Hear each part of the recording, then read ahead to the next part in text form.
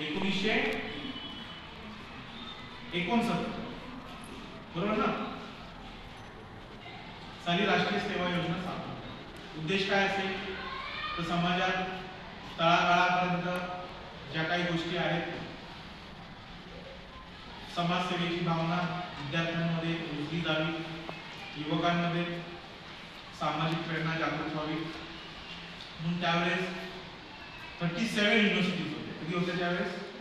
37 विद्यापीठांच्या माध्यमातून ही योजना सुरू केली. या योजनेचे शिल्पकार कोणाला म्हणतात? ही योजना आपल्या रायगड जिल्ह्यामध्ये रोहा तालुक्यामध्ये सी.डी. देशमुख आहे. कोण आहे? सी.डी. देशमुख आता नाहीये, ते भारताचे पहिले गव्हर्नर. कोण होते? गव्हर्नर म्हणजे कोण आता सांगा? ज्याची कुठे सही असते?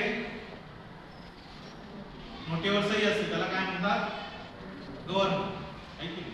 तर भारताचे पहिले गव्हर्नर, जे भारताचे पण पहिले गव्हर्नर होते आणि ब्रिटिश काळ म्हणजे ज्यावेळेस भारत स्वतंत्र झालेला नव्हता त्यांच्या काळात सुद्धा ते गव्हर्नर होते.